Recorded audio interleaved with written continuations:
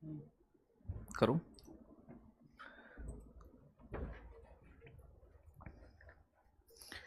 सभी प्यारे साथियों को गुड आफ्टरनून। मैं आपका दोस्त अंकित चौधरी स्वागत करता हूं आपके अपने परिवार रोजगार विद अंकित पे। आशा करता हूं कि आप सभी बेहतरीन जबरदस्त जिंदाबाद होंगे। कुमारी नेहा हैं, गुड आफ्टरनून। मनीषा सिंह हैं, रोहित कश्यप हैं, प्रिंस यादव हैं, कुणाल हैं, आंचल चौधरी हैं, त्रिशा हैं, शिवांगी हैं, रूवी चौधरी हैं, प्रमोद हैं, मनीष हैं, सचिन हैं, बहुत अच्छे, आरती पटेल हैं, प्राची शर्मा हैं, प्रियंका चंद्रा हैं, कीर्ति हैं, विजयलक्ष्मी हैं, विकास हैं, अभिषेक यादव हैं, गौरव द्विवेदी हैं। बहुत अच्छे सभी प्यारे साथी एक बार क्लास से जुड़ेंगे। जैसा कि आप सभी जानते हैं, बारिश का मौसम एकदम सुहाना तगड़ा मौसम हो रहा है बेटा। जल्दी से एक बार सभी बच्चे क्लास से जुड़ जाएं, फिर स्टार्ट करते हैं आज का सेशन। क्या मस्त हो गया, कौन मस्त हो गया बेटा? पढ़ लो, पढ़, ठीक है ना। तो देखो, कल मैंने आपको मनी के बारे में कुछ बताया था कि भैया पहले वाटर सिस्टम काम करता था, बार्टर सिस्टम, ठीक है ना। फिर मुद्रा आई, आपकी मनी आई। मनी के आने के बाद बहुत सारी समस्याओं का हल हो गया। फ्यूचर पेमेंट कर सकते हैं, ठीक है ना। मनी होती क्या है, ये सारी बातें करी मैंने आपको। कुछ टाइप की अलग अलग प्रकार की मनी होती हैं बेटा। जैसे चेक की बात करूं तो चेक भी एक प्रकार की मनी है, ठीक है ना। चेक भी एक प्रकार की मनी हो जाती है आपकी। तो दो चार प्रकार की जो एग्जाम के लिए इंपोर्टेंट करेंसी है ना, उनके बारे में एक बार बात कर लेते हैं, ठीक है ना। और बच्चे, एक चीज मैं आपको बता दूं कि थोड़ा सा एक चीज आपको सही कर लेनी है, करेक्ट। कल का एक पॉइंट मैंने आपको बताया था ना, 1996 जो लिखवाया था वो 1969 है। 1969 होगा ना, 69, 69, 1969 में गांधी जी के तस्वीर वाले नोट जारी हुए थे पहली बार, क्योंकि गांधी जी के जन्म को 100 वर्ष पूरे हुए थे, शताब्दी, ठीक है ना। तो गांधी जी की तस्वीर के पहली बार नोट जारी किए गए थे, ठीक है ना। गांधी जी की तस्वीर के नोट जारी हुए। ये पॉइंट नोट कर लेना है बच्चे, ठीक है ना। अब देखो, ये हुआ क्या था, ये दोनों एक जैसी डेट है ना थोड़ी सी। एक तो बच्चे अगर मैं लिखूं 1996, 1996, तो बच्चे आगे पीछे हैं, तो इसलिए मेरे से गलती से वो 1996, 69 को 96 लिख दिया था मैंने, ठीक है ना। तो ये चीज ठीक कर देना है। रेपो दर क्या है बेटा, पढ़ाएंगे जब अभी मैं पढ़ाऊंगा ना मॉनिटरी पॉलिसी, मौद्रिक नीति, तब बताऊंगा। तो 1996 में भी एक काम हुआ है, नई एडिशन के साथ नोट जारी किए गए, नई तस्वीर के साथ। तो गांधी जी की बच्चे पहली बार तस्वीर कब आई थी, 1969 में। लेकिन नई तस्वीर के साथ नोट कब जारी हुए थे, नई तस्वीर, अपडेटेड तस्वीर के साथ, जिसमें पहले क्या था, वाटर मार्क हुआ करता था, लेकिन नई अपडेटेड तस्वीर के साथ, ठीक है ना भाई। बेटा कल वाली मिल जाएगी रिकॉर्डेड, मैं एक बार बात कर लूंगा, ठीक है ना भाई। तो बात समझ में आ रही है ना। यहां नई तस्वीर के साथ नोट जारी हुए थे, नई तस्वीर के साथ। तो दोनों चीजों में अंतर क्या है, नई तस्वीर के साथ पूछे अपडेटेड के साथ बेटा तो 1996 में, और अगर आपसे पूछे गांधी जी का पहली बार नोटों पर चित्र कब आया बेटा, तो 1969, ठीक है ना। ऐसे करके लिख लेना है। चलो, मैं तो कल ही बताया था। हाँ बेटा, हो सकता है मेरे दिमाग में उस समय नहीं आया, मैंने ध्यान नहीं दिया होगा आपके कमेंट में, ठीक है ना। चलो भाई, 1946 लिखा था। अरे 46 नहीं लिखा था बेटा, 96 लिखा था कल मैंने, 46 नहीं लिखा, ठीक है ना। तो वो 46 को 69 कर लेना, दोनों चीजों में ज्यादा वेरिएशन नहीं है, तो इसे एक बार सही कर लेना है, करेक्ट कर लेना है, ठीक है ना। तो आगे बात करते हैं। अगर मैं बात करूं बच्चे टाइप्स ऑफ करेंसी, यानी कि बेटा मुद्रा के या मनी के प्रकार, टाइप्स ऑफ मनी, मैंने आपको बताया अलग अलग प्रकार की मनी होती है। तो 2-3-4 प्रकार की मैं आपको बताऊंगा, टाइप्स ऑफ मनी, जो एग्जाम में आपसे पूछ ली जाती है, जो ज्यादा इंपॉर्टेंट है, उनके बारे में बात करेंगे। मुद्रा के प्रकार, कौन कौन से प्रकार की मुद्रा होती है आपकी, ये चीज थोड़ा सा आपको देख लेना है, ठीक है ना। टाइप्स ऑफ मनी, हां बेटा मैंने दोनों आपको बता दिए हैं। नॉमिनल जीडीपी मैंने आपको बताई थी बेटा जीडीपी वाली क्लास में, तो आपके समझ में आई होगी नॉमिनल जीडीपी क्या होती है। एक होती है बेटा करंट प्राइस पर जीडीपी, करंट मतलब वर्तमान मूल्य पर। एक होती है जो आधार वर्ष मान के निकालते हैं, ठीक है ना, जिसमें महंगाई को हटा दिया जाता है, वो नॉमिनल जीडीपी होती है, ठीक है ना।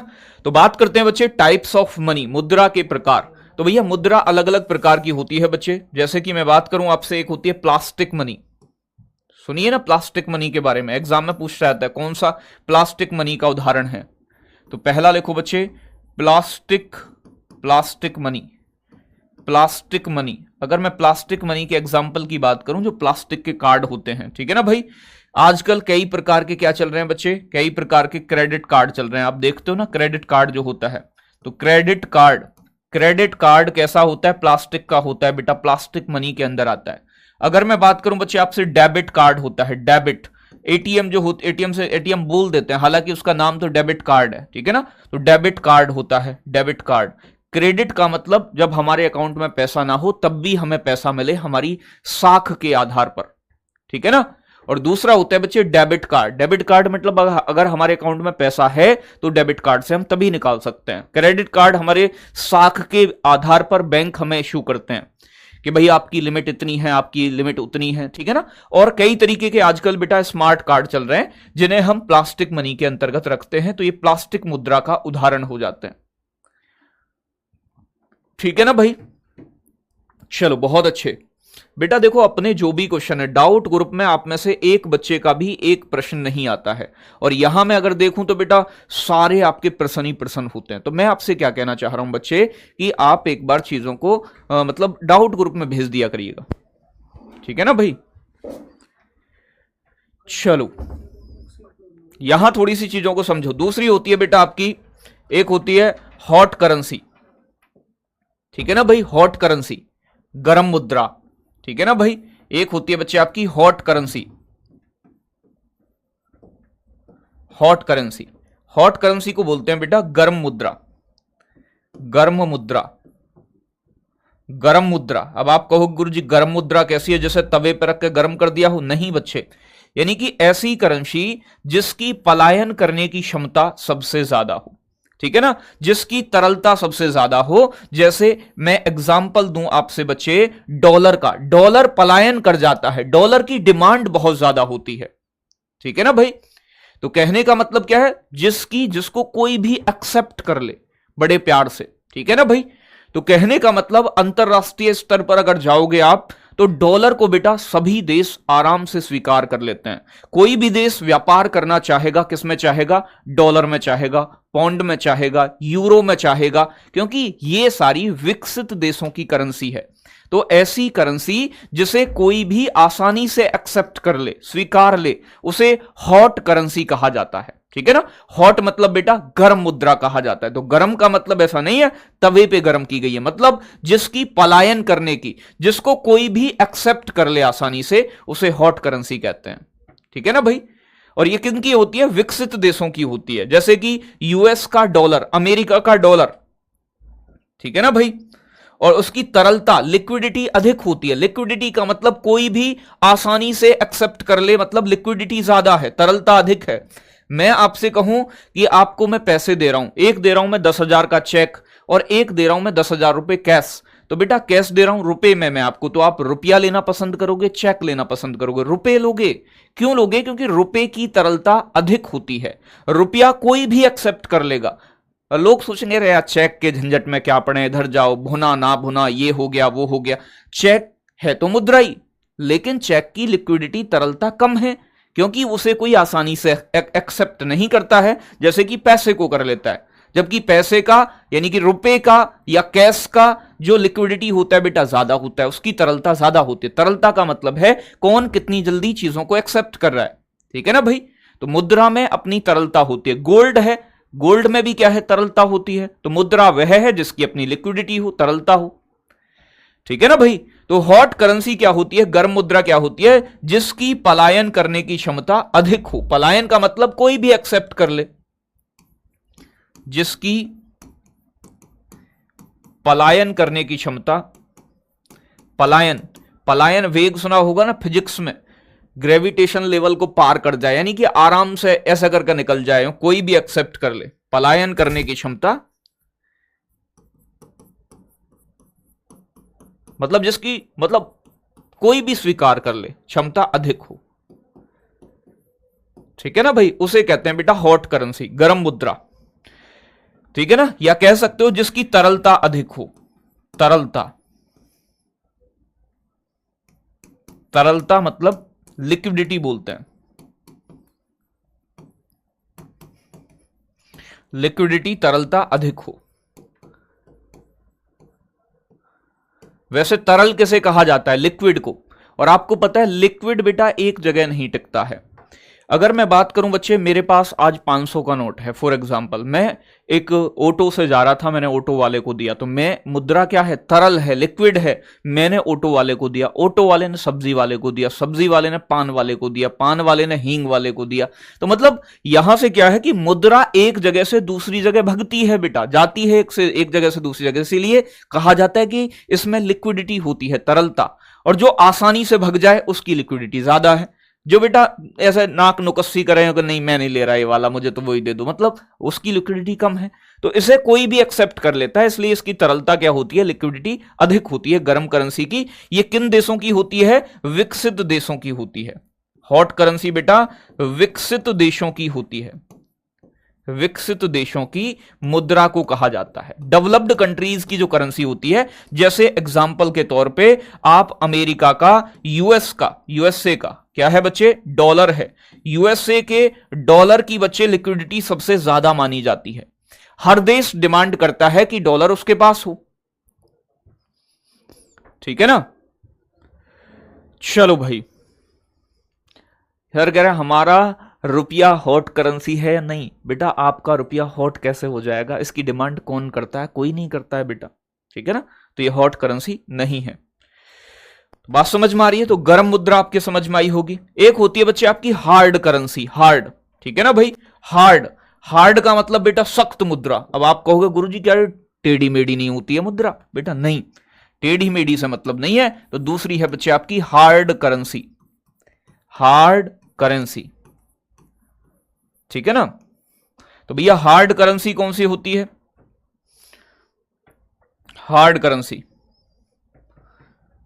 तो हार्ड करेंसी वो होती है जो आसानी से उपलब्ध ना हो, जो आसानी से, सख्त मुद्रा बोलेंगे वैसे तो, सख्त मुद्रा, सख्त मुद्रा हार्ड करेंसी, जो आसानी से उपलब्ध ना हो, जो आसानी से उपलब्ध ना हो, उपलब्ध ना हो, ठीक है ना भाई, ना हो। या कह सकते हो जिसकी डिमांड ज्यादा हो, जिसकी डिमांड ज्यादा हो और मार्केट में सप्लाई क्या हो बच्चे? कम हो। हर आदमी चाहे कि ये हमारे पास रहनी चाहिए, ठीक है ना भाई। चलो, अरे भैया इंडिया की नहीं है हॉट करेंसी, कैसे बता दूं मैं आपको? बेटा मैंने क्या बताया था? मैंने बताया था यूएसए की है, अमेरिका की है, जो विकसित देश है। भारत क्या विकसित देश है? भारत के रुपए की कोई डिमांड करता है? कोई नहीं करता है, कोई नहीं पूछता है कहां पड़ा हुआ है। इंटरनेशनल मार्केट में क्या उसका यूज होता है? कोई यूज नहीं होता है, कोई नहीं लेना पसंद करता है उसे, ठीक है ना। तो कहने का मतलब क्या, इंडिया की करेंसी जो होगी बच्चे, जो भारत की करेंसी होगी, वो आपकी हॉट करेंसी होगी, ठीक है ना? नहीं होगी बेटा। क्यों नहीं होगी? क्योंकि भारत की करेंसी की कोई डिमांड नहीं करता है।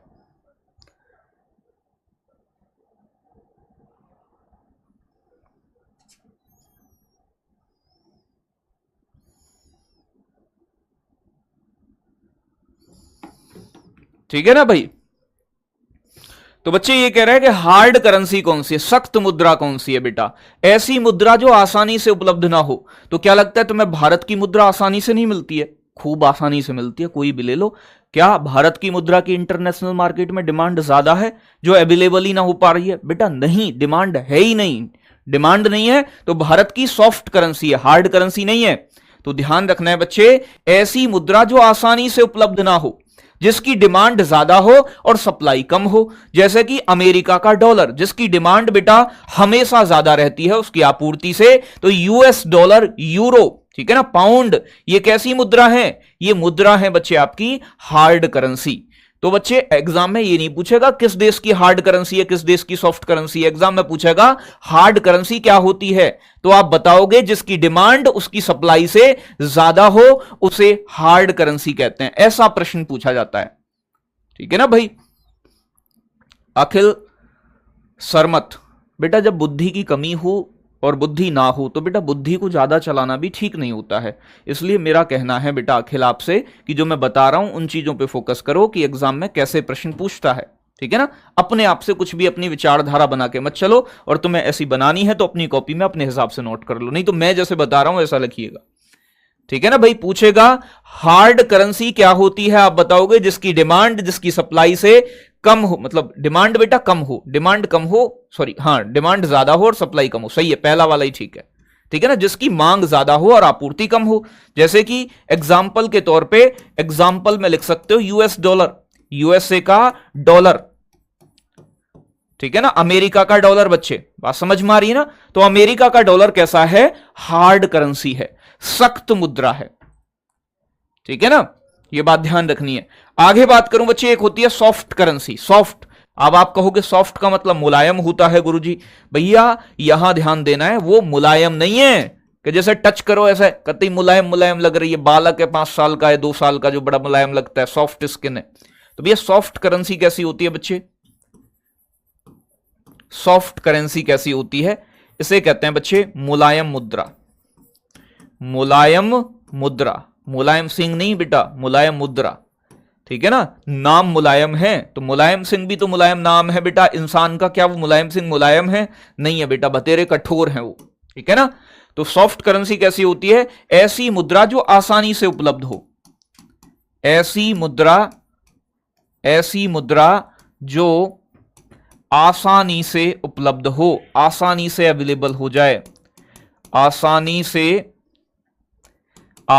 से उपलब्ध हो, आसानी से उपलब्ध हो, उसे क्या कहा जाता है बच्चे, उसे कहा जाता है सॉफ्ट करेंसी। यानी कि बच्चे मैं बात करूं जिसकी सप्लाई ज्यादा हो, मार्केट में फैली पड़ी है, ठीक है ना, लेकिन जिसकी डिमांड क्या है बच्चे, जिसकी डिमांड कम है, उसे कहा जाता है सॉफ्ट करेंसी। बात समझ में आ रही है।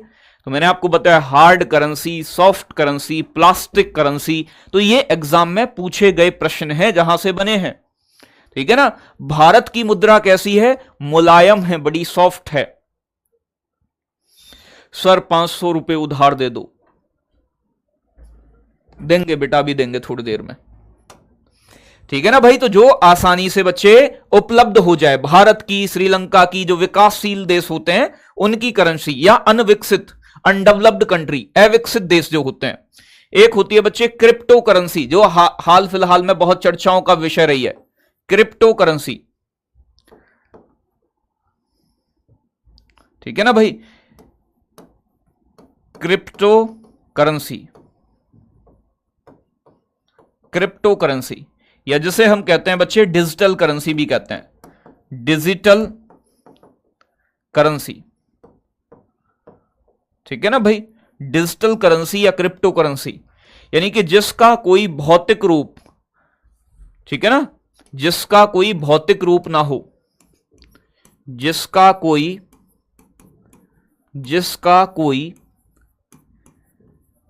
भौतिक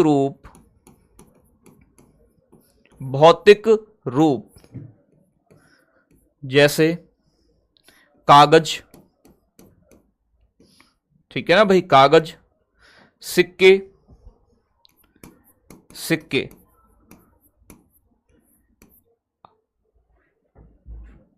ठीक है ना, कोई अस्तित्व ना हो, अस्तित्व ना हो, ठीक है ना भाई। तो डिजिटल करेंसी या फिर क्रिप्टो करेंसी किसे कहा जाता है मेरे भाई, जिसका कोई फिजिकल रूप में, फिजिकल मतलब भौतिक, ये बोर्ड है मैं इसे टच कर सकता हूं, छू सकता हूं, नोट होते हैं मेरे हाथ में बेटा मैं उन्हें टच कर सकता हूं, ठीक है ना भाई, टच कर सकता हूं, छू सकता हूं। बात समझ में आ रही है। मैं बात करूं बच्चे आपसे, मैं जिसे टच कर सकूं, छू सकूं, मैं सिक्के हैं, छू सकता हूं, टच कर सकता हूं, क्रेडिट कार्ड, डेबिट कार्ड है, मैं उन्हें टच कर सकता हूं, छू सकता हूं, ठीक है ना। लेकिन क्या आप डिजिटल करेंसी, डिजिटल नाम ही क्यों रखा गया है इसका? क्योंकि बच्चे इसे हम टच नहीं कर सकते, छू नहीं सकते, ये हमें सिर्फ कंप्यूटर के अंदर ऑनलाइन डिजिट के रूप में दिखाई देगी कि हमने इतनी बिटकॉइन परचेज की है, तो एक डिजिट होगी और उसकी अपनी एक वैल्यू होगी, ठीक है ना। चलो बेटा, इन सभी को अंग्रेजी में ही पूछता है, हिंदी में किसी को नहीं पूछता। क्रिप्टो करेंसी को क्या बोलेंगे हिंदी में? कुछ नहीं बोलते हैं, क्रिप्टो करेंसी ही कहते हैं, ठीक है ना। चलो आगे बात करूं मैं, एग्जाम्पल जो सबसे फेमस क्रिप्टो करेंसी रही है आपकी, उसका उदाहरण क्या है? बिटकॉइन। उदाहरण क्या रहा है इसका? बिटकॉइन। बिटकॉइन के बारे में आपने सुना होगा, ठीक है ना। तो ये क्या है? बिटकॉइन एक क्रिप्टो करेंसी है। चलो ठीक है ना बच्चे। तो उदाहरण के लिए अगर मैं बात करूं मेरे साथी यहां आपसे, तो बिटकॉइन है आपका, वो क्या है? बिटकॉइन। बिटकॉइन बड़ी फेमस आपकी क्या रही है? क्रिप्टो करेंसी रही है। तो बिटकॉइन क्या है? क्रिप्टो करेंसी का एक उदाहरण है, डिजिटल करेंसी का, जिसे आप छू नहीं सकते हैं,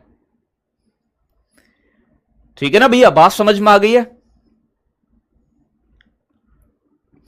सर गर्त क्या होता है? बेटा गर्त होता है कि समुद्र के अंदर ना, समुद्र जैसे कि ये तो जमीन है, जमीन से गहरे होते हैं समुद्र, ये समुद्र है जैसे बेटा, ये समुद्र है और ये जमीन है। तो समुद्र के अंदर एक गड्ढा हो जाना, गड्ढा सीधा आसान भाषा में कहूं तो समुद्र के अंदर ऐसा भी तो हो सकता है, समुद्र प्लेन तो होगा नहीं बच्चे, समुद्र के अंदर क्या हो सकता है बच्चे? गड्ढा भी तो हो सकता है समुद्र के अंदर। तो ये मान लो यहां पर जमीन है, यहां नीचे समुद्र है और समुद्र में कोई ऐसा गड्ढा हो गया, ये वाला गड्ढा हो गया, तो इस गड्ढे को ही ट्रेंच बोलते हैं, समुद्र के अंदर जो गहरे स्थान होते हैं, ठीक है ना भाई। चलो एथेरियम का भी नाम सुना होगा। एथेरियम क्या है? वो भी एक डिजिटल करेंसी है, क्रिप्टो करेंसी है, ठीक है ना। बिटकॉइंस कैसी हैं? अरे बताया तो भैया, डिजिटल करेंसी का, जिन्हें छू नहीं सकते हैं, कंप्यूटर में डिजिट के रूप में दिखाई देंगी, जिनका अस्तित्व गलत, मतलब अस्तित्व, अच्छा ठीक है ना, तो जिनका बच्चे अस्तित्व ना हो,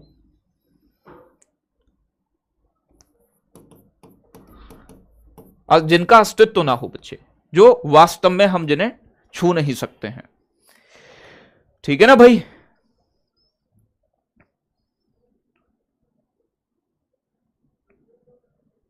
चलो बच्चे, क्रिप्टो करेंसी जिस तकनीक पर, जिस टेक्नोलॉजी पर बनी है उसे ब्लॉकचेन कहा जाता है, ब्लॉकचेन, ठीक है ना, ब्लॉकचेन के नाम से उसे जानते हैं। ब्लॉकचेन क्या है बच्चे? जिस तकनीक पर, ब्लॉकचेन सॉरी, ठीक है ना, ब्लॉकचेन है बच्चे, ब्लॉकचेन तकनीक पर आधारित है। तो किस टेक्नोलॉजी पर बेस्ड है क्रिप्टो करेंसी? अगर ऐसा क्वेश्चन पूछे तो ब्लॉकचेन, ब्लॉकचेन तकनीक पर आधारित है, ये बात लिख लेना। ब्लॉकचेन, अब मैंने बेटा बनाई तो है नहीं, ठीक है ना भाई। सर ये मार्केट में कैसे चलती है? बेटा मैंने चलाई भी नहीं है कभी, ठीक है ना भाई। तो ये चीज ध्यान रखना है, ये डिजिटल करेंसी होती है, मतलब जैसे टच नहीं कर सकते, जैसे कि आप शेयर को बेच देते हो ना। मैंने ऐसा मान लो, मैंने बिटकॉइन में इन्वेस्ट कर दिया, सीधी बात समझो, मैंने आज एक बिटकॉइन परचेज कर लिया, इसकी कीमत तो बेटा कई लाखों में है आज के समय में। मान लो फॉर एग्जाम्पल मैंने एक बिटकॉइन खरीदा और एक बिटकॉइन की कीमत 10 रुपए के बराबर है, ऐसा समझो आप, आज खरीदा है, तो ये 10 रुपए मुझे मिलेंगे नहीं, एक बिटकॉइन मेरे अकाउंट में शो करेगा, ऑनलाइन अकाउंट में, ठीक है ना। आज से 15 साल बाद मैं इसे बेचना चाह रहा हूं, ठीक है ना, और इस बिटकॉइन की कीमत बढ़कर कितनी हो गई है? 20 रुपए हो गई है। तो मतलब क्या है, मैं एक बिटकॉइन को सेल करूंगा तो बेटा 20 रुपए मिलेंगे। तो ये होती है क्रिप्टो करेंसी, यानी कि एक तरीके का इन्वेस्टमेंट ही तो करते हैं क्रिप्टो करेंसी में। चलो पेटीएम कैसी है बताओ किट्टू? पेटीएम करेंसी है, हैं? क्या बुद्धि लगाते हो तुम यार, ठीक है भाई। चलो तो अब बात करते हैं बेटा बैंकिंग के बारे में। तो बैंकिंग स्टार्ट करते हैं, मनी टॉपिक यहीं तक था आपका, बैंकिंग, बैंकिंग, ठीक है ना भाई, बैंकिंग, बैंकिंग, ठीक है ना भाई।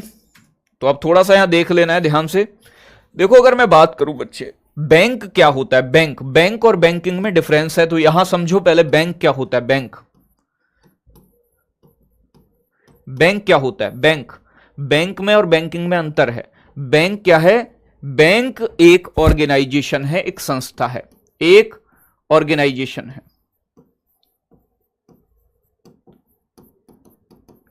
बैंक क्या है बेटा? एक ऑर्गेनाइजेशन है, एक संस्था है, ऑर्गेनाइजेशन है, बैंक एक संस्था है। जबकि बैंक की कार्य प्रणाली को, बैंक का जो वर्क होता है बेटा, उसे बैंकिंग कहा जाता है। ठीक है ना भाई? तो बैंक में और बैंकिंग में अंतर क्या है? तो बैंक तो एक ऑर्गेनाइजेशन है, ठीक है ना भाई? ऑर्गेनाइजेशन का मतलब एक संस्था है, और बैंक जो काम करता है, बैंक की जो कार्य प्रणाली है, कार्य प्रणाली, बैंक की कार्य प्रणाली को क्या बोलते हैं बेटा? बैंकिंग कहते हैं। ये बात आपको ध्यान रखनी है। तो बैंक की कार्य प्रणाली, बैंक जो काम करता है, उसे बैंकिंग कहा जाता है। और बैंक एक ऑर्गेनाइजेशन है, एक संस्था है, जो लोगों का पैसा वैसा स्वीकार करती है, एक्सेप्ट करती है, उन्हें जरूरत पड़ने पर बेटा पैसे उधार देती है। ठीक है ना भाई? चलो बेटा, ऑफिशियल तरीके से भारत में और जो बिटकॉइन है ना, उन पर कोई ऑफिशियल तरीके से मान्यता नहीं मिली है। लेकिन अगर आप डिजिटल करेंसी में इन्वेस्ट करते हो तो सरकार ने इस बार के बजट में टैक्स का अनाउंसमेंट किया है और यह बात कही है कि आरबीआई अपनी एक डिजिटल करेंसी बनाएगा। ठीक है ना भाई? आगे बात करूं मेरे साथी यहां आपसे, तो बेटा बैंक जो है, बैंक का काम क्या होता है? अब सीधी सी बात यह समझनी है, बैंक बेटा एक ब्रोकर की तरह काम करता है, बैंक जो होता है। ठीक है ना भाई? बैंक का अगर मैं कार्य की बात करूं, बैंक का कार्य क्या है, बैंक क्या है? ठीक है ना भाई? तो बैंक के कुछ अपने काम होते हैं। बैंक का क्या कार्य होता है बेटा? वर्क या फंक्शन ऑफ बैंक।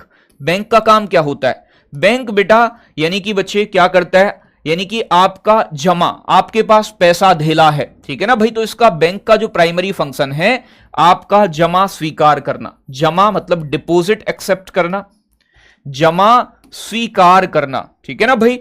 आपका जो जमा है उसे स्वीकार करे, जमा स्वीकार करे, आपके पैसे को जमा कर ले अपने पास। ठीक है ना? अगर बेटा आपका पैसा डिपॉजिट कराएगा बैंक, तो बदले में क्या देगा? आपको इंटरेस्ट देगा, यानी कि ब्याज देगा। ठीक है ना भाई? तो बदले में ब्याज देता है। और एक और काम है कि जब आपको आवश्यकता हो तो बेटा ऋण उधार दे, ऋण उपलब्ध कराए। तो बैंक का दूसरा काम क्या है बच्चे? ऋण उपलब्ध कराना, पैसे देना। ये इसके प्राइमरी फंक्शन होते हैं, ऋण उपलब्ध कराना, ऋण उपलब्ध कराना। अगर मैं बात करूं बैंक बेटा किस सेक्टर में आते हैं बेटा? सर्विस सेक्टर में। बैंक अपनी सर्विस देता है, सर्विस सेक्टर के अंदर आते हैं, सेवा क्षेत्र के अंदर आते हैं। बैंक अपनी सेवा प्रदान करते हैं, जिसके बदले में वो क्या लेते हैं बेटा? पैसा लेते हैं। ठीक है ना भाई? तो आपको पैसा दे, यानी कि पैसा दे जब ऋण की आवश्यकता हो, और आपका पैसा जमा कर ले जब आपको बैंक बेटा क्या करेगा?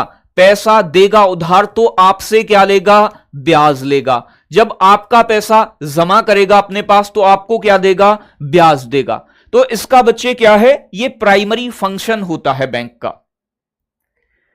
ठीक है ना भाई?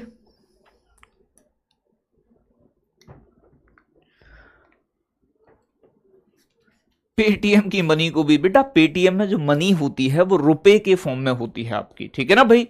रुपए के फॉर्म में। तो पेटीएम तो एक ऑनलाइन एप्लीकेशन हुआ, ठीक है ना, जिसके माध्यम से हम पैसा ट्रांसफर करते हैं। तो मनी नहीं है, मनी तो ट्रांसफर तो रुपए ही हो रहे हैं, डॉलर थोड़ी ना हो रहे हैं बेटा उससे। ठीक है ना भाई? सर गौतम अडानी क्या बन गए? दुनिया के सबसे अमीर आदमी बन गए। हाँ बेटा, बन जान दो, कोई दिक्कत ना है। अब तुम क्या बन गए हो अपने ऊपर फोकस करो थोड़ा सा। तो बात समझ में आ गई है? अब देखो, दोनों ही मामले में बैंक क्या करता है बेटा? बैंक को प्रॉफिट होगा। बैंक को प्रॉफिट होता कहां से? बैंक इतनी बड़ी बड़ी बिल्डिंग ले रखी है, इतने एम्प्लॉय काम करते हैं, तो अपनी सर्विस से ही तो प्रॉफिट लेता है। मान लो जब आपको पैसे की आवश्यकता हुई, यानी कि भैया आपको चाहिए ऋण, या आपके पास पैसा है और आप अपना पैसा बैंक में जमा कर रहे हो, तो आपने अपना पैसा जमा किया, तो बैंक देता है बच्चे लगभग 4% का एनुअल ब्याज देता है आपको। अगर आप अपना पैसा जमा कर रहे हो तो इंटरेस्ट कितना मिल रहा है? 4% का। लेकिन बेटा अगर मैं बात करूं, आप बच्चे अगर बैंक आपको पैसा दे रहा है, आपको पैसा दे रहा है, अभी तो आप बैंक के पास जमा करा रहे हो अपना पैसा। जब आप अपना पैसा बैंक के पास जमा करा रहे हो तो बेटा 4% का ब्याज दे रहा है। लेकिन जब बैंक से आप ऋण ले रहे हो, पैसा उधार ले रहे हो, लोन ले रहे हो, तो बेटा आपसे वो 10 से 12%, 14% की ब्याज आपसे बच्चे क्या कर रहा है, वसूल रहा है। आप ब्याज कितना दे रहे हो बच्चे, आप जो इंटरेस्ट दे रहे हो 10-12%, बैंक आपको कितना दे रहा है बच्चे, 4% का। बीच में जो बच्चे 8 से 10% का होगा, या फिर कह सकते हो 6 से 8% का, ये क्या है, जो अंतर है ब्याज का, यही बैंक का क्या होता है बेटा, प्रॉफिट होता है। बैंक का प्रॉफिट बेटा इसी से होता है। बैंक कई तरीके के बच्चे, कई तरीके के लोन देता है, होम लोन, एजुकेशन लोन, ये लोन, वो लोन। बैंक को कब फायदा होगा, बैंक को फायदा होगा जब वो लोगों को ऋण देगा, पैसे जितने ज्यादा उधार देगा। तो बैंक करप्ट क्यों होते हैं, बैंक दिवालिया घोषित क्यों हो जाते हैं कई बार, यानी कि अनऑफिशियल तरीके से, अनौपचारिक तरीके से अगर लोन दे दिया जाए अंधाधुंध बेटा, ठीक है ना, तो बैंक करप्ट हो जाते हैं, बैंक दिवालिया हो जाते हैं। ठीक है ना भाई। एक कह रहा है इंटरेस्ट तो बैंक पर डिपेंड करेगा ना। अरे भैया डिपेंड तो बैंक पर ही करेगा, लेकिन एक बात बताओ, जो रेपो रेट और रिवर्स रेपो रेट होते हैं ना बेटा, अब बैंक ऐसा थोड़ी पागल हो, बैंक पगला गया, बैंक की बुद्धि चल गई है कि बैंक अगर बेटा आपको ये मानो कि 10% की दर पर मैं आपको पैसा दूं और आपको आगे भी पैसा उधार देना हो, तो क्या आप 8% की दर पे दोगे, अपना भी तो बीच में प्रॉफिट निकालोगे। बैंक कैसे देगा अपना खर्चा पानी सारी चीजें, ठीक है ना भाई। तो बैंक को भी तो अपना खर्चा निकालना है बेटा। बैंक रेट भी बताएंगे अंकुर बेटा, थोड़ा शांति रखोगे, पेशेंस रखोगे, सब्र रखोगे, तो सारी चीजें समझ में आएंगी, ठीक है ना भाई। तो यहां थोड़ी सी बात समझनी है आपको।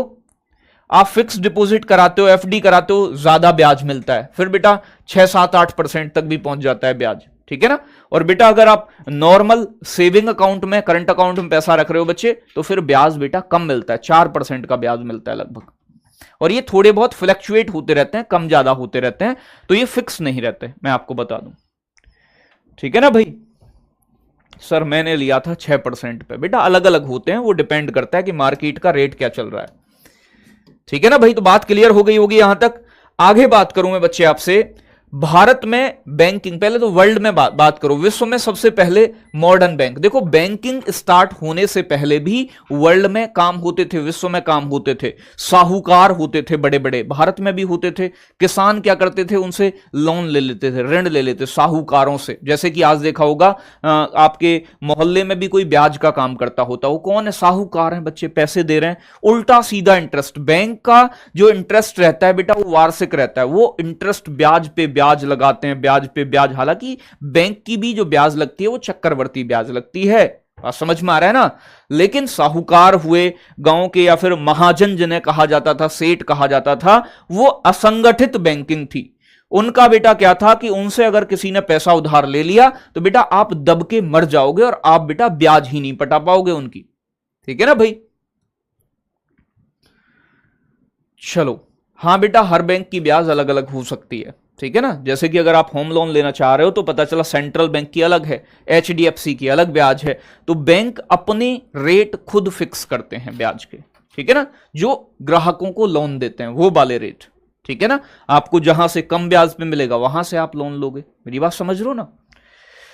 सर जी मेरे पापा ऐसा करते हैं, देख ले बेटा, पापा को सुनार होते हैं, सुनार कई बार आपका मतलब चीज रख लेते हैं आपकी, और बदले में बेटा आपको पैसे दे देते हैं। अब आपको बात करो मुथूट फाइनेंस की।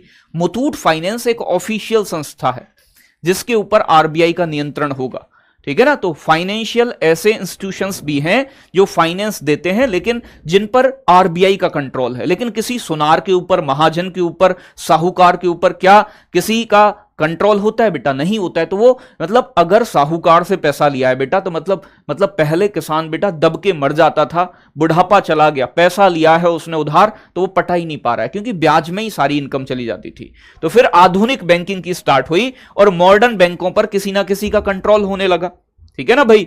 तो भैया आधुनिक बैंकिंग की शुरुआत इटली से मानी जाती है, इटली से। वर्ल्ड में पहला बैंक मॉडर्न कहां खुला था? इटली में। आधुनिक बैंकिंग की शुरुआत, आधुनिक बैंकिंग की शुरुआत आधुनिक बैंकिंग की शुरुआत इटली से मानी जाती है। तो लिख लेना बेटा इटली, इटली से मानी जाती है, इटली से मानी जाती है।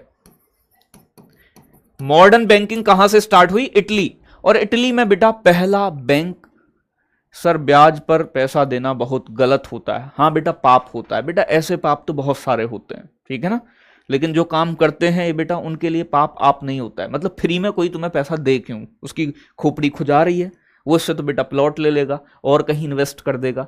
मतलब ब्याज पे पैसा देना पाप क्यों है? अरे भैया जब ना है पैसा, जरूरत पड़ रही है तुम्हें, तो कहीं ना कहीं से तो लोगे। अब रिश्तेदार ऐसे थोड़ी ना होते हैं कि मतलब बांट रहे हैं पैसा, ये बिना ब्याज के लो चचा 10 लाख रुपया ले लो, दे देना खाते कमाते हुए। आप दे सकते हो क्या किसी को ऐसे? बेटा जब देना हमारा देना बस की ना हो तो बेटा लेना क्यों बुरा है? फिर लो बेटा, वो तो सभी की सिचुएशन है अलग अलग। पैसा ब्याज पे देना और लेना बुरा अच्छा, वो तो भगवान मालिक है और लेने देने वाले मालिक हैं, ठीक है ना भाई। तो बात समझ में आई होगी। अगर मैं बात करूं बच्चे यहां आपसे, आधुनिक बैंकिंग को कहां से स्टार्ट किया गया? इटली से। और पहला बैंक खुला था 1157 में इटली के अंदर, जिसका नाम था bank of Venice, bank of Venice, Venice, ठीक है ना भाई। बैंक ऑफ वेनिस बेटा विश्व का पहला मॉडर्न बैंक था, पहला आधुनिक बैंक था जो इटली में खोला गया, ठीक है ना भाई। तो विश्व का पहला आधुनिक बैंक कौन सा था? एग्जाम में प्रश्न पूछे आपसे, तो बैंक ऑफ वेनिस था। इसकी शुरुआत बेटा इटली में हुई, तो यह विश्व का पहला आधुनिक बैंक था, विश्व का पहला मॉडर्न बैंक था, पहला आधुनिक बैंक था, आधुनिक बैंक था। तो ये बात आपको थोड़ी सी ध्यान रखनी है, खोपड़ी में डाल देनी है। तो ये तो वर्ल्ड में हो गई। लेकिन अगर मैं भारत की बात करूं, भारत में बैंकिंग की शुरुआत कहां से मानी जाती है? मॉडर्न बैंक, भारत में खुलने वाला पहला बैंक कौन सा था? ठीक है ना भाई। तो भारत में आधुनिक बैंकिंग की शुरुआत या बैंकिंग का इतिहास, भारत में क्या हिस्ट्री रही है, भारत के बारे में ही पूछेगा आपसे, भारत में क्या इतिहास रहा है। तो भारत में जो बैंकिंग की हिस्ट्री रही है बेटा कुछ ऐसी रही है कि भारत में पहला बैंक 1770 में खुला था।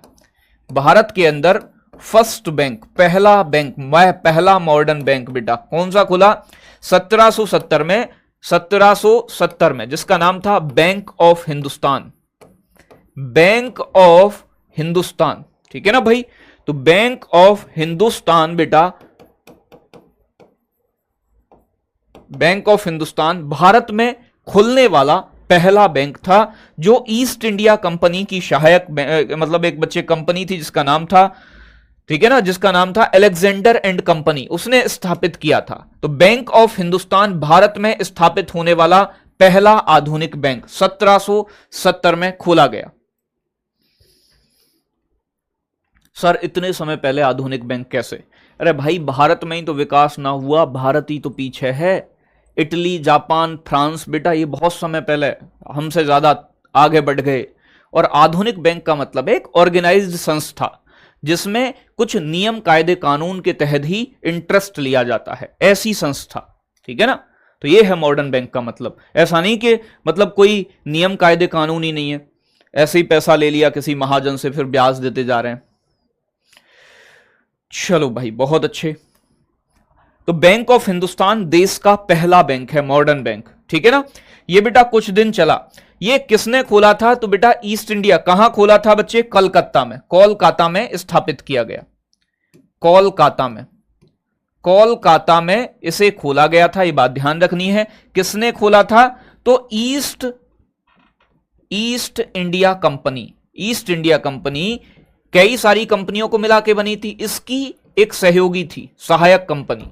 ईस्ट इंडिया कंपनी की सहायक कंपनी द्वारा इसे स्थापित किया गया, सहायक कंपनी द्वारा इसे प्रारंभ किया गया, जिसका नाम था अलेक्जेंडर एंड कंपनी, ठीक है ना भाई। जिस कंपनी का नाम क्या था बच्चे? Alexander and company,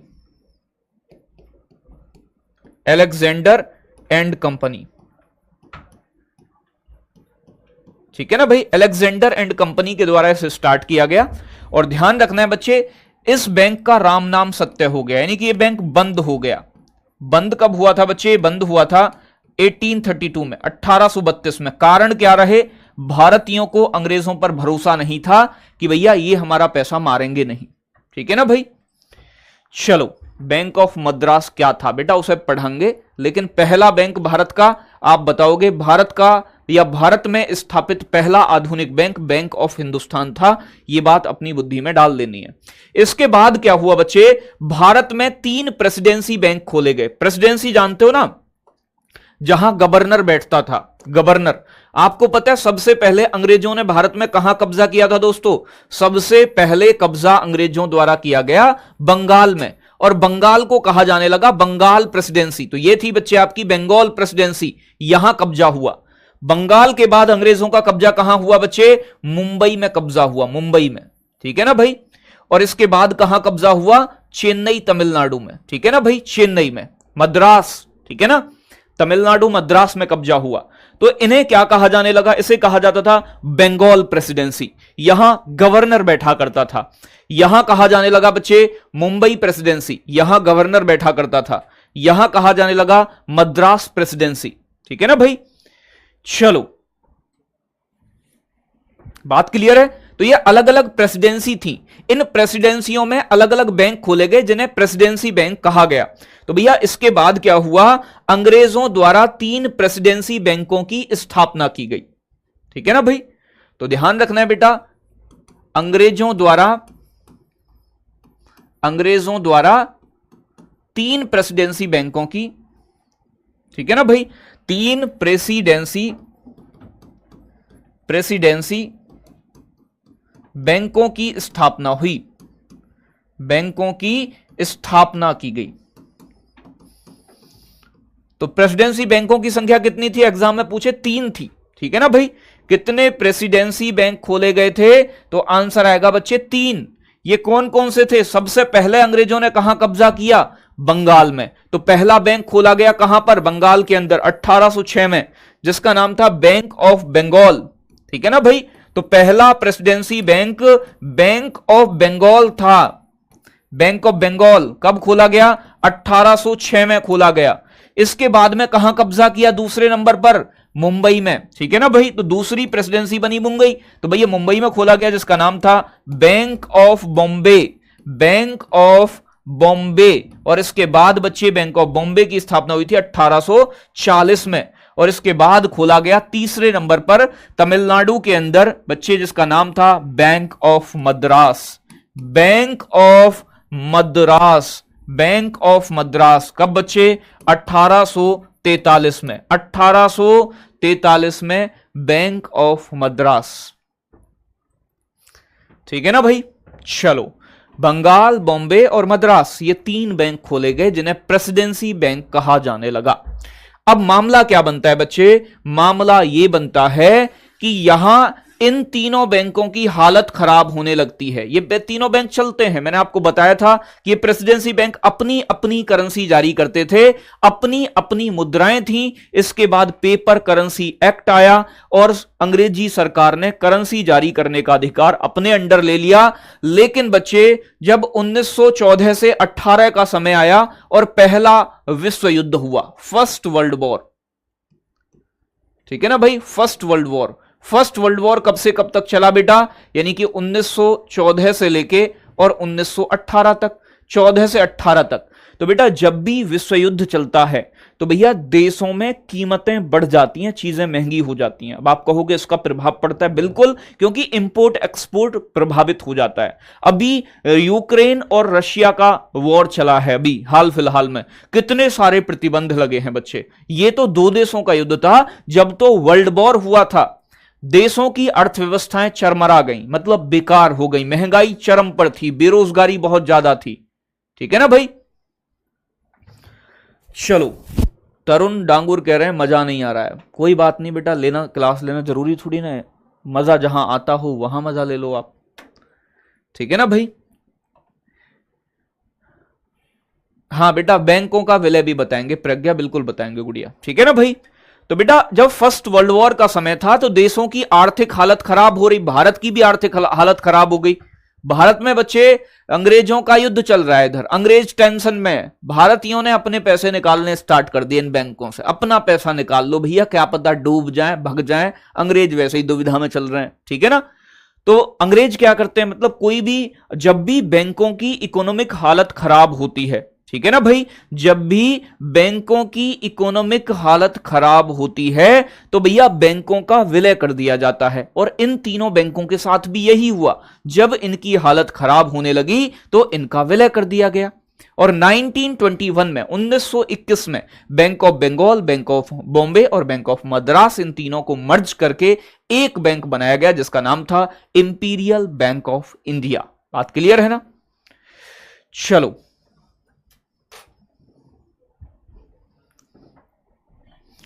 Parmanand Dutt waste Bengal से हैं, बहुत बढ़िया बच्चे। तो यहां बात समझनी है, अगर मैं बात करूं मेरे साथी आपसे, इन तीनों बैंकों की जब आर्थिक हालत खराब हुई, भारतीयों ने पैसा निकालना स्टार्ट किया, तो 1921 में 1921 में इन तीनों बैंकों का क्या कर दिया गया, विलय कर दिया गया, इनको आपस में मिला दिया गया, इनका टाटा बाय बाय हो गया और नए नाम से एक बैंक चला, इन तीनों को एक करके, जैसे कि 10 बड़े बैंक 2020 में मर्ज किए गए थे, ठीक है ना। तो जब बैंकों की हालत खराब होती है तो बेटा उन्हें आपस में मर्ज कर दिया जाता है और नया बैंक खोला गया इसी के स्थान पर, तीनों का विलय करके, जिसका नाम था इंपीरियल, ठीक है ना भाई, imperial bank of India, imperial bank of India. Imperial bank of India की स्थापना हुई 1921 में, यह चीज आपको ध्यान रखनी है। तो एग्जाम में प्रश्न क्या पूछेगा बैंक ऑफ बंगाल कब खोला गया, बैंक ऑफ बॉम्बे कब खोला गया, बैंक ऑफ मद्रास कब खोला गया। आपसे पूछेगा 3 प्रेसिडेंसी बैंकों को मिलाकर किस वर्ष इंपीरियल बैंक ऑफ इंडिया की स्थापना हुई, आप बताओगे 1921 में। आपसे पूछेगा इंपीरियल बैंक ऑफ इंडिया कितने बैंकों को मिला के बना था, 3 बैंकों को मिला के बना था, ठीक है ना भाई। अब ये इंपीरियल बैंक ऑफ इंडिया काम करता रहा, ऐसे ही काम करता रहा और बेटा भारत आजाद हो जाता है 1947 में। 1947 में भारत को क्या मिल गई बच्चे, स्वतंत्रता मिल गई, स्वतंत्र हो गया बच्चे भारत। अंग्रेजों ने खूब लूटा भारत को। जब भारत स्वतंत्र हो गया तो एक वर्ष आता है 1 जुलाई 1955, 1955, और 1 जुलाई 1955 में ये जो आपका बैंक है इंपीरियल बैंक ऑफ इंडिया, इसका नेशनलाइजेशन किया गया, इसका राष्ट्रीयकरण किया गया, ठीक है ना भाई। क्या किया गया बच्चे, इसका राष्ट्रीयकरण किया गया। और राष्ट्रीयकरण के बाद, यानी कि बच्चे राष्ट्रीयकरण का मतलब होता है किसी संस्था को प्राइवेट से सरकारी कर देना, ठीक है ना भाई। और इसका नाम रखा गया स्टेट बैंक ऑफ इंडिया, यानी कि एसबीआई। तो जिसे अभी आप एसबीआई के नाम से जानते हो, state bank of India, Bharat ये स्टेट बैंक कहते हो, ठीक है ना भाई। स्टेट बैंक ऑफ इंडिया ये पुराना इंपीरियल बैंक ही है, ठीक है ना भाई, state bank of India. Exam में प्रश्न पूछता है, एग्जाम में प्रश्न क्या पूछेगा स्टेट बैंक ऑफ इंडिया का पुराना नाम क्या है, imperial bank of India. Imperial bank of India की स्थापना कब हुई, 1921 में, 3 प्रेसिडेंसी बैंकों को मिला के। आपसे पूछेगा एसबीआई का राष्ट्रीयकरण कब हुआ, एसबीआई का राष्ट्रीयकरण हुआ 1 जुलाई 1955 में, ठीक है ना भाई। चलो, आरबीआई 1935 बताया नहीं, ओ चचा हमारे तरीके से ही पढ़ लो, आरबीआई पढ़ हम पहले। पढ़ना इंपोर्टेंट है बेटा, कैसे सीक्वेंस सही बनता है ये मुझे पता होगी या आपको पता होगी। एक बैंक अगर मैं बता रहा हूं, अभी तो पीछे बहुत सारे बैंक रह गए हैं जिन्हें मैं बताऊंगा, ठीक है ना भाई। तो चीजों का थोड़ा सा ध्यान से समझना है। और बेटा थोड़ा सा पेशेंस, सब्र का फल मीठा होता है, बहुत मीठा होता है, और कई बार मुक्का भी लग जाता है अगर प्यार से नहीं मानते हैं, ठीक है ना भाई। राम प्रसाद बेटा तेरा नाम ले तो दिया है, वो राम प्रसाद भाई, कैसे कैसे क्या करूं, नाम ही लेता रहूं हैं, राम प्रसाद। ओ बच्चे सुन ले हमारी भी भाई। तो भैया ई बना आपका कौन सा, यानी कि एसबीआई। एसबीआई वर्तमान में बेटा अगर मैं बात करूं आपसे, वर्तमान में देश का सबसे बड़ा बैंक है, स्टेट बैंक ऑफ इंडिया देश का सबसे बड़ा सरकारी बैंक है, सबसे बड़ा सार्वजनिक क्षेत्र का बैंक, पब्लिक सेक्टर। सार्वजनिक का मतलब बेटा सरकारी होता है, सार्वजनिक क्षेत्र का बैंक है। ठीक है ना भाई, तो ये बात आपको थोड़ी सी ध्यान रखनी है। तो सबसे बड़ा सरकारी बैंक कौन सा है बच्चे? State bank of India, SBI है। चलो आगे बात समझनी है। अब देखो आ जाते हैं लौट के पीछे थोड़ा सा। अब राष्ट्रीयकरण क्या होता है? राष्ट्रीयकरण कई बार समस्या हो जाती है बालकों को समझने में कि पता नहीं गुरुजी राष्ट्रीयकरण क्या बीमारी है। तो राष्ट्रीयकरण को हल्का सा समझो। राष्ट्रीयकरण, ठीक है ना भाई, राष्ट्रीयकरण को नेशनलाइजेशन कहा जाता है। नेशनलाइजेशन कहते हैं राष्ट्रीयकरण को बच्चे, नेशनलाइजेशन। ठीक है ना भाई, नेशनलाइजेशन ऐसी प्रक्रिया है, प्रक्रिया का मतलब एक ऐसा प्रोसीजर जिसके द्वारा निजी क्षेत्र की संपत्ति को सरकार अपने अंडर ले लेती है। ठीक है ना भाई, तो अगर मैं बात करूं प्राइवेट सेक्टर की कोई प्रॉपर्टी है, निजी क्षेत्र की कोई प्रॉपर्टी है, निजी क्षेत्र बोलते हैं बेटा प्राइवेट सेक्टर,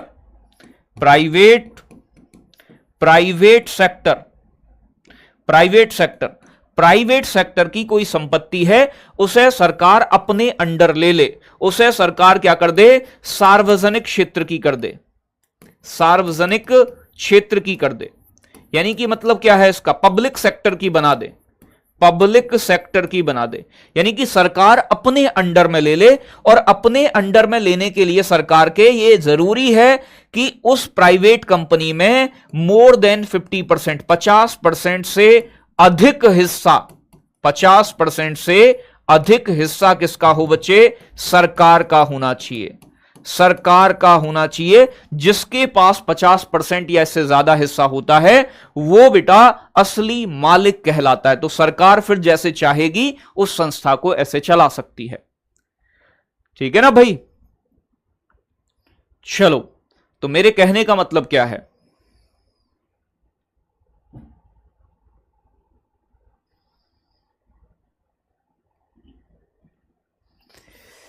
चलो भाई, बहुत अच्छे, मेरे पापा एसबीआई में काम करते हैं, बहुत बढ़िया बात है भाई। शिवम यादव, प्रवीण कह रहे हैं भैया एसबीआई भी था, आरबीआई भी था। बेटा तो आरबीआई हम कब कह रहे हैं नहीं था, था आरबीआई, आरबीआई को बताएंगे, क्यों परेशान हो।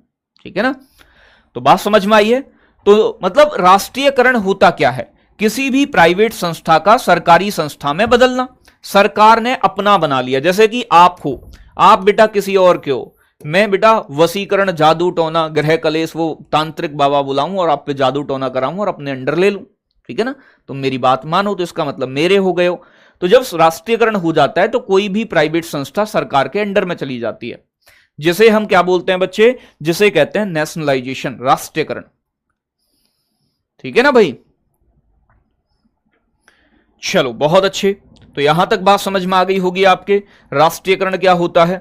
तो राष्ट्रीयकरण के लिए सरकार का पैसा, मान लो मेरी कोई कंपनी है, मेरी कोई कंपनी है ए नाम की, एबीसी कह लो, एबीसी कोई कंपनी है, ये मैंने कंपनी 100 रुपए लगाकर स्टार्ट की। मेरी कंपनी की कुल पूंजी कितनी है, कुल कैपिटल कितनी है, कुल पैसा कितना, कितने पैसे की कंपनी है? 100 रुपए की। और बेटा सरकार चाहती है कि मैं सरकार की बात मानूं, सरकार के तरीके से चलूं, तो बेटा क्यों मानूंगा मैं? ठीक है ना भाई, मैं क्यों मानूंगा सरकार की बात? सरकार की बात मैं कतई नहीं मानूं बेटा, कंपनी मेरी, पैसा मेरा, मैं निजी क्षेत्र का आदमी। सरकार आएगी फिर मेरे पास, यूं कि सुन रहे हो बात को, नहीं सुन रहे हो? हाँ, ये अगर सरकार को लगेगा कि ये पब्लिक को फायदा पहुंचा सकती है कंपनी, तो सरकार मेरे पास आएगी और कहेगी कि ये पकड़ो 50% से ज्यादा पैसा, 50% से ज्यादा कितना भी दे सकती है सरकार मुझे। ठीक है ना भाई, ये पकड़ो पैसा और तुम आ गए अब मेरे अंडर में। यानी कि मैं किसके अंडर में चला गया? मेरी कंपनी किसके अंडर में चली गई? सरकार के। और जब सरकार ने 50% से ज्यादा पैसा मुझे दे दिया, तो बेटा सरकार की हिस्सेदारी 50% से ज्यादा हो गई। अब बेटा सरकार की, मेरी कंपनी में जितने भी डिसीजन होंगे वो सरकार की देखरेख में होंगे। बात समझ में आ रही है ना? चलो, हम भी आ जाएं उस कंपनी में। 100 रुपया की तो बेटा सबली कंपनी है, उसमें क्या करोगे तुम? ठीक है ना। अब क्या होगा? जितना सरकार का हिस्सा होगा सरकार उतना लाभ लेगी, जितना मेरा हिस्सा होगा मैं उतना लाभ लूंगा कंपनी से। ठीक है ना भाई। इसके बाद मैं बात करूं बच्चे, इसके बाद मैं बात करूं, एक बैंक खोला गया था जिसका नाम है 1865 में इलाहाबाद बैंक। ठीक है ना भाई। इसके बाद मैं बात करूं बच्चे, 1865 में एक बैंक खोला गया। अब वहीं से आ रहे हैं पुराना, जहां 3 प्रेसिडेंसी बैंक खोले गए थे उसके बाद से शुरू कर रहे हैं, क्योंकि ये पूरी एक कहानी थी जो मैंने आपको बताई है, एक दूसरे से जुड़ी हुई कि 3 प्रेसिडेंसी बैंक, बाद में इंपीरियल बैंक ऑफ इंडिया और फिर SBI state bank of India. तो स्टेट बैंक ऑफ इंडिया के तार बेटा इंपीरियल बैंक ऑफ इंडिया से जुड़े हुए हैं। अगर मैं बात करूं बच्चे 1865 की, तो 1865 में इलाहाबाद बैंक की स्थापना की गई। इलाहाबाद बैंक, इलाहाबाद बैंक को जानते हो ना बेटा, जिसका विलय इलाहाबाद बैंक का इंडियन बैंक में वर्तमान में कर दिया गया है 2020 में। तो अब इलाहाबाद बैंक वर्तमान में नहीं है, क्योंकि इसका विलय जब 20 आपके 10 बड़े बैंकों का विलय हुआ था ना, तो 2020 में इसका विलय इंडियन बैंक में कर दिया है। इंडियन बैंक में बेटा इसका विलय हो गया है इलाहाबाद बैंक का, लेकिन इसकी स्थापना हुई थी इलाहाबाद बैंक की बच्चे कब? 1865 में। ठीक है ना, अब ये बैंक नहीं है। चलो बहुत अच्छे, गजब एकदम।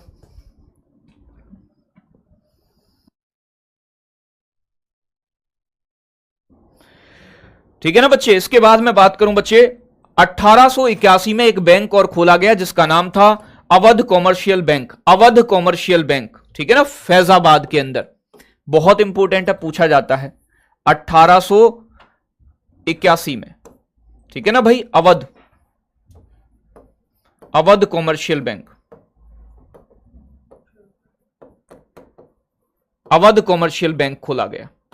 कहां खोला गया था बच्चे? फैजाबाद के अंदर, फैजाबाद के अंदर खोला गया, फैजाबाद में। ठीक है ना भाई, कहां खोला गया था बच्चे? फैजाबाद, यूपी में।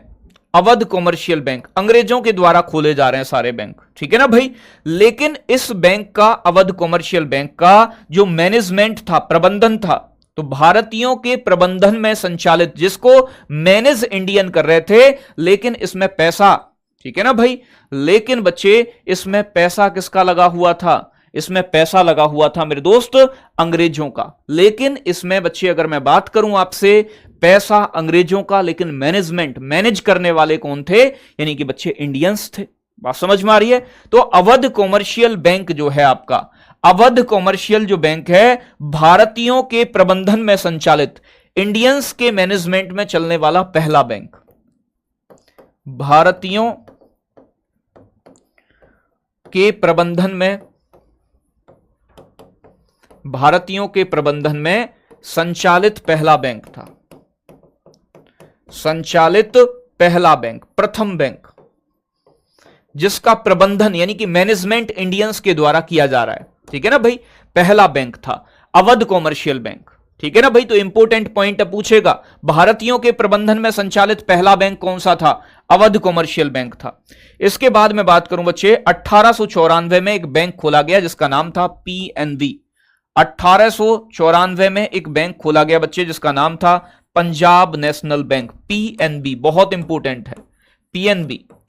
ठीक है ना भाई, Punjab national bank, Punjab national bank. PNB की स्थापना कब हुई थी? कई बार एग्जाम में पूछा जाता है। तो आपका आंसर आएगा बच्चे 1894 में। पीएनबी का हेडक्वार्टर, जब ये पीएनबी की स्थापना हुई थी तो इसका मुख्यालय था बेटा लाहौर में, क्योंकि लाहौर उस समय 1894 में भारत का ही हिस्सा हुआ करता था। राकेश कुमार बेटा वर्तमान में 12 राष्ट्रीयकृत बैंक है, मैं आपको पढ़ाऊंगा, आप बिल्कुल परेशान ना हो। ठीक है ना, सारी चीजें बताऊंगा, बिल्कुल परेशान ना हो, एक मिनट भी। ठीक है ना, तो पीएनबी बैंक की स्थापना कहां हुई थी बच्चे? लाहौर के अंदर हुई थी, बात ध्यान रखनी है आपको। और अगर मैं बात करूं मेरे साथी यहां आपसे, पंजाब नेशनल बैंक वर्तमान में कहां है? तो लाहौर में बेटा, जब पाकिस्तान था, यानी कि इंडिया का ही भाग, यानी कि पाकिस्तान था ही नहीं तब। वर्तमान में जो इसका हेडक्वार्टर है वो नई दिल्ली में है, नई दिल्ली में। और ज्यादातर वित्तीय संस्थाओं का जो हेडक्वार्टर पाया जाता है बच्चे, वो कहां पाया जाता है? आपका मुंबई के अंदर, इसलिए मुंबई को आर्थिक राजधानी भी कहा जाता है। आगे बात करूं बच्चे, अगर मैं बात करूं बच्चे आपसे, तो ये पहला भारतीय बैंक था और इसकी जो स्थापना की गई थी वो किसके द्वारा की गई थी बच्चे? लाला राजपत। इसके संस्थापक जो थे, संस्थापक, इसके संस्थापक लाला हरदयाल,